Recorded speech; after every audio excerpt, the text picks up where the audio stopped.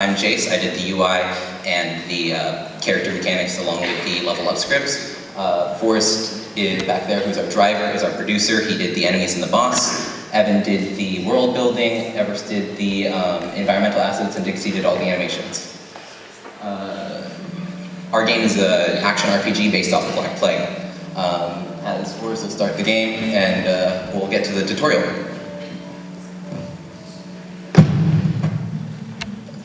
The tutorial is in turn to show off three distinct classes that we have. We have the swordsman, which is your basic melee attacker. We have the ranger, which is your basic range attacker, and we have our alchemist, which is takes the place of a mage in this scenario. It shows off how to control and use each character's attacks.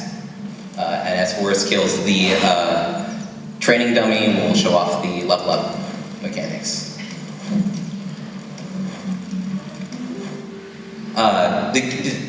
The level up screen, as you can see, we have the pause menu, which has the level up mechanics. Each class has 5 distinct abilities that you get every 3 levels when you level up. Every level you're able to power up one of those abilities. Right now it's at the alchemist's abilities because that's the class that we're using right now, and he just leveled up the basic attack, which is just the basic torch swing.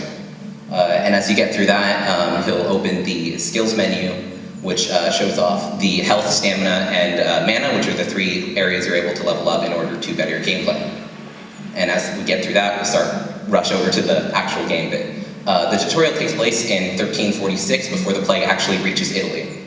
And the game itself starts off in 1348, which is when the peak of the plague is in Europe. About a third of Europe is dead at this point, and your job as the main character is to stop the plague from spreading further around the world and wiping out the human race entirely.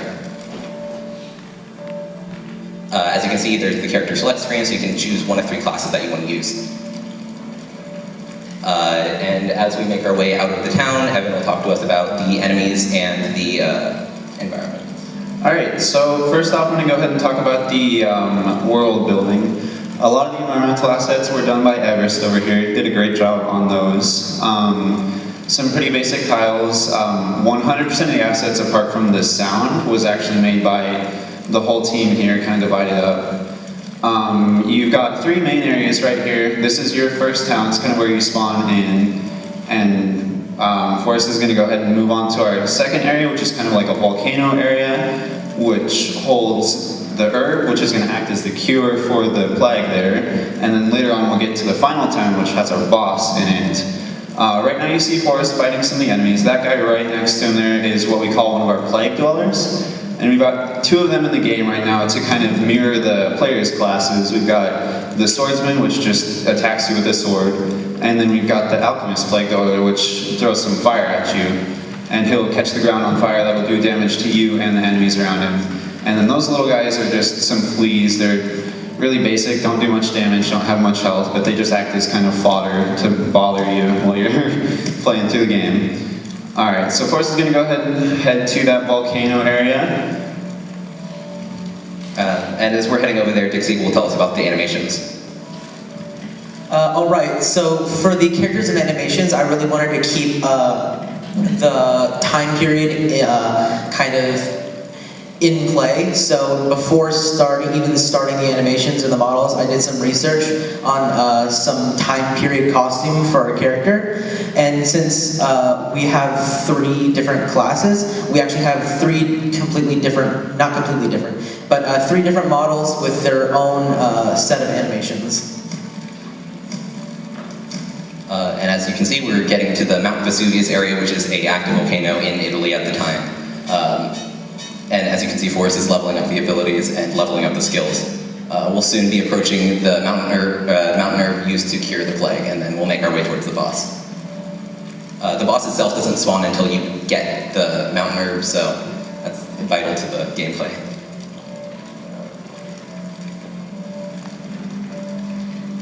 Alright, so do you want to go ahead and show off one of the other classes real quick? Because we only got a brief glimpse of that in the tutorial.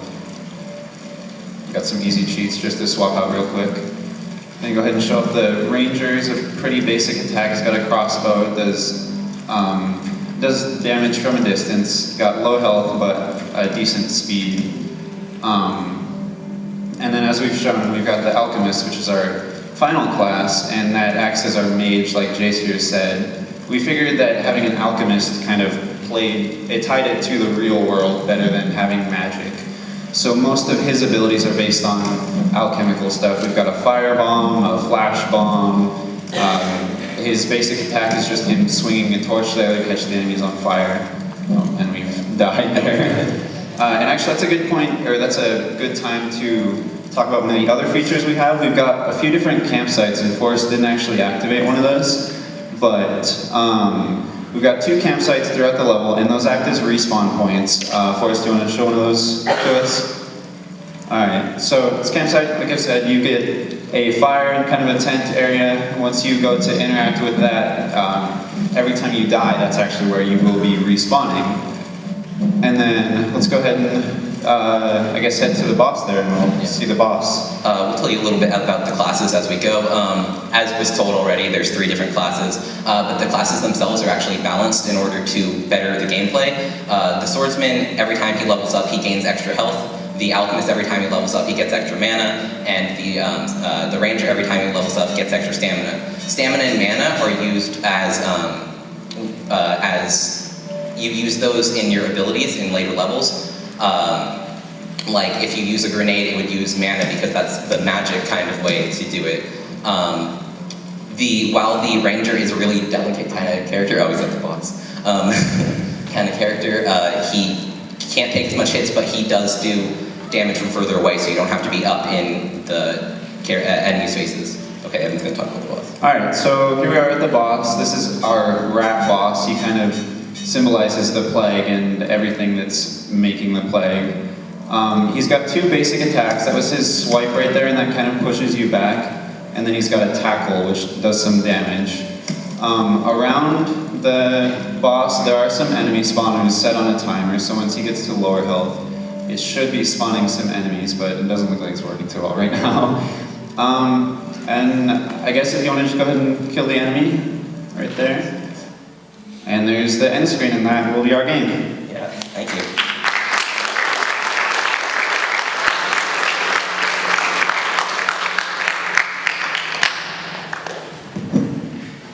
I guess I'll get going here. So thematically, art-wise, I think there's some really strong visual things going on. The camera styling, or the camera position was pretty cool for how you guys did all the art. It was a good way to view all of it. I think that the music and everything delivered very cohesively. In some ways, I think that this game kind of highlights where you don't need as many of those mechanics as you have in there, because even though you guys want to get in all the depth and all that, a lot of the systems couldn't really be fully fleshed out and seemed like tested as well, or the UI in a lot of cases, it's so hard to get UI up on screen and running that it becomes far more complex the more layers of intricacy you put into it. And in that way, it's not as smooth of a level up system, I think, as you guys could have managed had you just said, okay, we're just going to do a fighter, we want to work on level up systems, so we're just going to focus on one character to do it. And for the sake of a project of this nature, it's fine to scope, I think, in that way, though obviously we play much bigger and more complex games. But from an art and sound style point, I think you guys kind of delivered on a pretty high quality level of detail, and the trees and all the fires and stuff look really good. So there, if you kind of scale some of those features back a little bit in the beginning and go, you know what, we can deliver really good stuff. Let's just focus on being able to iterate on every little part. I think it would have, in my mind, bumped up the gameplay a little bit more. Not to say it wasn't there or good, but you could have kept honing it and improving it. And I think this game was really just shy of like kind of cohesively delivering on everything you might expect in that short time frame. So great work as a team. I would just look at it as a lesson in like, okay, let's start at something a little bit smaller plate, get that done, and then we can start adding in the features as we go. But really good work, guys. Thanks. Yeah, I echo that. Good work. I do appreciate that you're thinking about things like class balance and skill and ability progression. It shows that you worked really well together as a team and you collaborated and you kept that consistent through the project, I am assuming, because that's what I'm seeing here. I like that you worked together on the assets. I like that you took some real world research and put it into the game. I'm gonna echo what you said about scope and scale back, but don't lose those system things that you were thinking about. Keep working on those. But good work overall. Yeah, I agree too. I think we talk about scope a lot, but you know, the idea that you have all of these different features, but like all of your features are functional at the same time. I completely agree with James that in some ways they could have been better and more polished, but the idea that you have them all and they function says something too. I'd like to get a better understanding of how the AI is working, like on the enemies a little bit as they sort of mob in on you. Sort of what I'd like to see a little more clear definition of the attacks and collision of what's happening there to kind of get a little better kind of feel for when something's hitting, or really more when something's hitting you. I think as it comes back, but it's a really nice world and it's a really good feel. You're nailing the theme, I think, as well as anything we've seen. And the art echoes that nicely. I like the plague doctors, and I like the idea of the fleas, and the giant rat is definitely cool. So really fun, playable game to see.